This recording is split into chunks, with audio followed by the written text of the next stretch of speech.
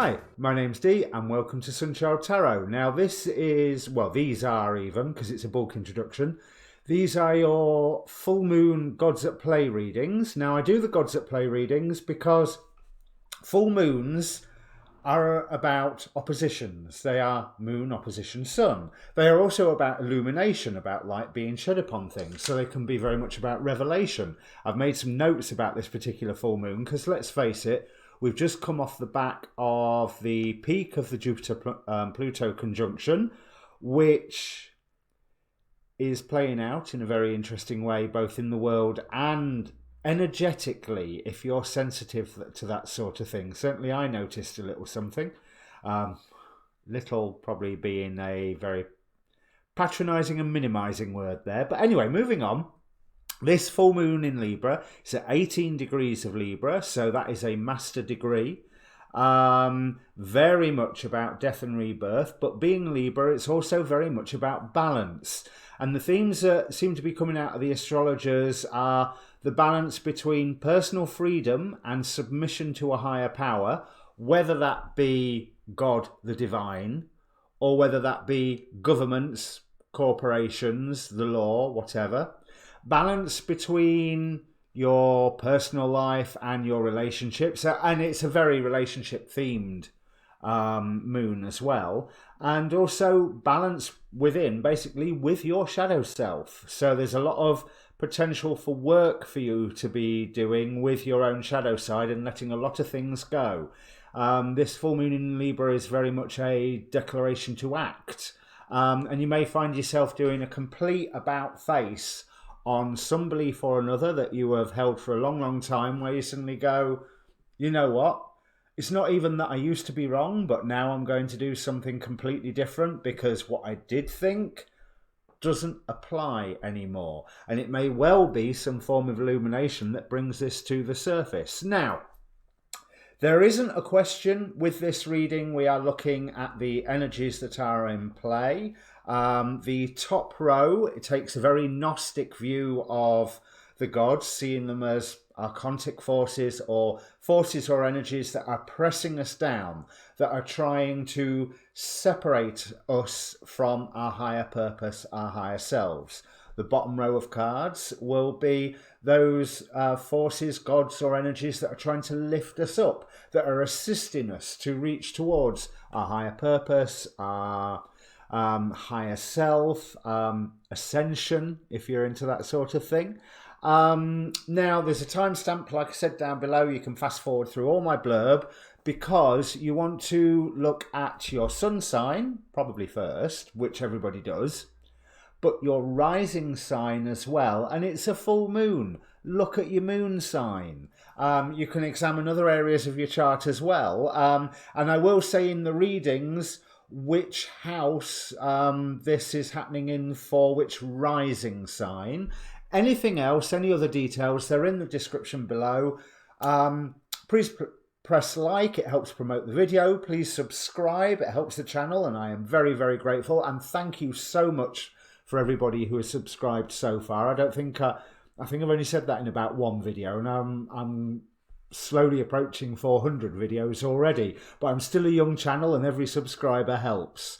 There is a link to a Facebook group down there, so if you want to see maybe slightly more effective notifications than the YouTube notifications of when I release new videos, but also I post all the astrology videos that I am learning stuff from because they're good astrologers and they're well worth a watch, simple as that. And sometimes I post readings from other readers because they deserve the exposure and they're good readers. There is a lot of good readers. Quick plug, Divinely Feminine, Woke Therapist, Jamie Zebra 23, Queen Cup. That was the other one that I wanted to recommend, Queen Cup. I think that's everything. Oh, finally, if you don't know what your rising or moon sign are, there's a link down there. You can get a free birth chart by following that link. You just need to know your time and place of birth as well as your date. So, I think I've waffled enough. With no further ado, let me bring up the cards. And welcome Aries rising, moon and other placements from after the timestamp. And if you are Aries rising, this is occurring in your 7th house, which is all about your long-term significant partners, your significant other, romantic partners, business partners, family, close friends. And when I'm saying friends, I'm like lifetime friends. And the whole reading, or at least your energies, are being presided over by the angel of eternal love. As I let love in, it stays in my soul forever. So there is definitely a love vibe to this reading. But there's also a love for home, and maybe a somewhat overpowering love for home. The god forces that are trying to suppress you. We have Achilles. Yes, I know he's not properly a god, but he was... he had divine blood, did he not? Achilles with confidence. I'm going to have to revise that. Vesta with home. Aradia with defense. Aries with warmongering. And Helios with illumination, which puts an interesting spin on what it was I was saying earlier. So from that one thing alone, I am feeling... beware what information comes to you. There is some good information coming to you, and there is some bad information coming to you as well. Because the god forces that are trying to lift you up, we have Baemi with beauty, Pomona with plenty, Gaia with creation. There's definitely new beginnings coming here. Iris with messages. That's the point that's standing in the face of the illumination with Helios, and Pluton with underworld. So there's certainly messages that are going to come in that are going to really raise a reaction within you, and you're going to be called to defend what you feel as home and feel that you've got all the strength to do it. Now, this is probably a wasted statement to Aries, but a little less confidence and a little more questioning won't harm at the moment. If you have information that comes to you and it feels wrong, we have Helios in direct opposition here to Pan, then question it, test it, research it, whatever it is, but don't necessarily go flying off the handle with it. However, there's good information coming to you as well, but is also dredging up, with Pluton in the underworld here, some old emotional issues maybe, or some, definitely the whole fact that Chiron and Lilith, Black Moon Lilith, are both in Aries at the moment. There's still a little bit more of that healing and work to be done, and so I think whatever messages come in, you're going to have a reaction to them, but you need to use your discernment to decide, am I reacting this because it feels wrong because it is wrong? Or am I reacting to this because it is triggering something within me? And if it is triggering something within you, don't go to war. As much as I was saying freedom and independence in the introduction, you only go to war for the right reasons. And if you go into war on the basis of a hurt rather than some form of injustice, and yes, they are different because I've just heard what I said, but they are different, then that's maybe your aiming your energies in the wrong direction. Now, I do feel that where you are called to instinctively defend your home, you may be misplacing your energies. Not that your home isn't worth defending, of course it is.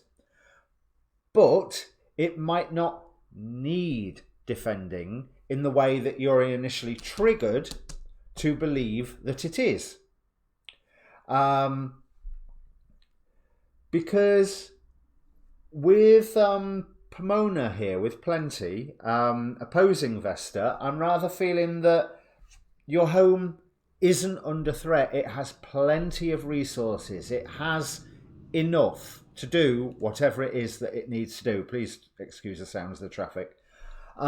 Because this is a time for you to see the beauty in things and create new things. If you are busy defending, you cannot be engaged in the act of creation. And this part of this full moon in Libra is very much, it's a death and rebirth. Pluto's tied into it somehow, and I can't remember how. I think it's through esoteric astrology, and it's ruling something that's aspecting the full moon, or it rules Libra in esoteric astrology. I'm sure I'm wrong there. But something like Pluto's in there somewhere. And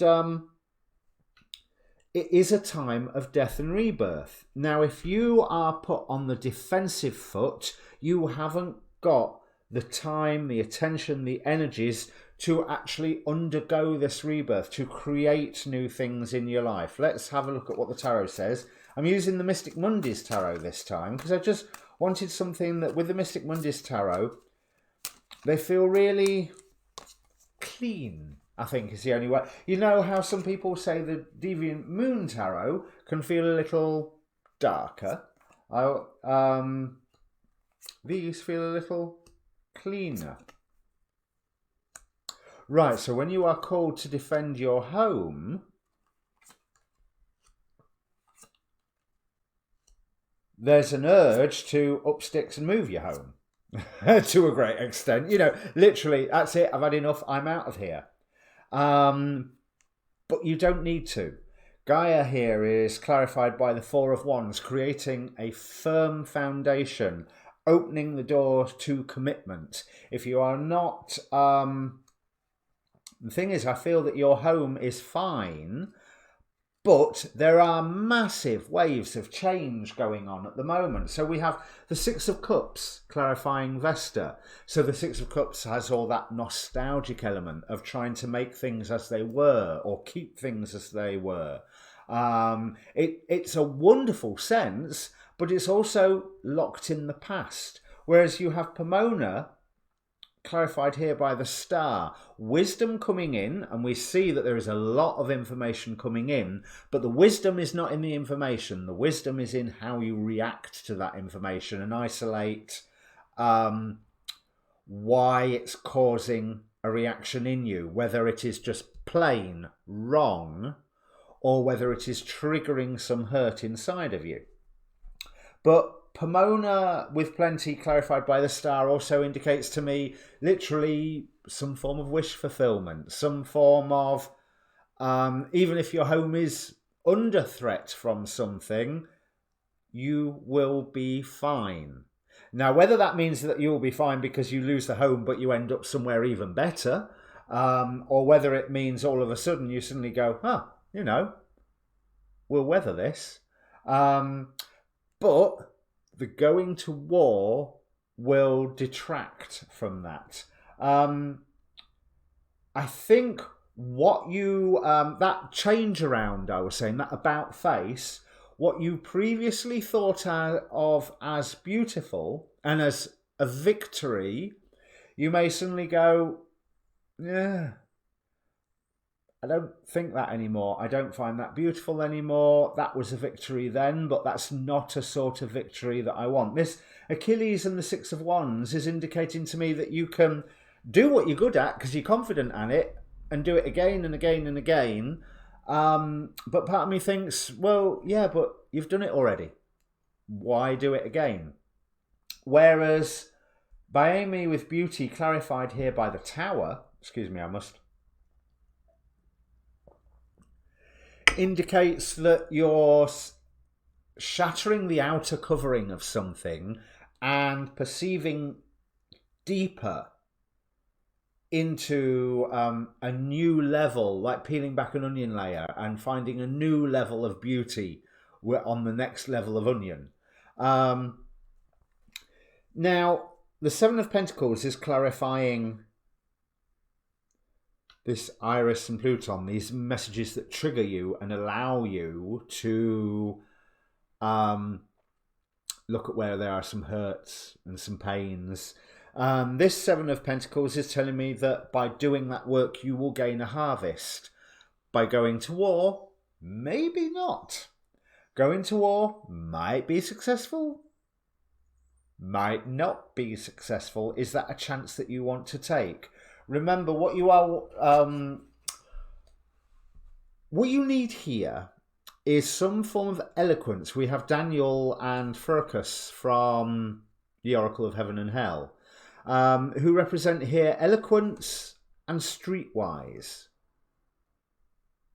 The streetwise certainly hits me on the Aries level, on the warmongering. Be careful what you bite off. Don't bite off more than you can chew. Certainly don't bite it off alone, anyway.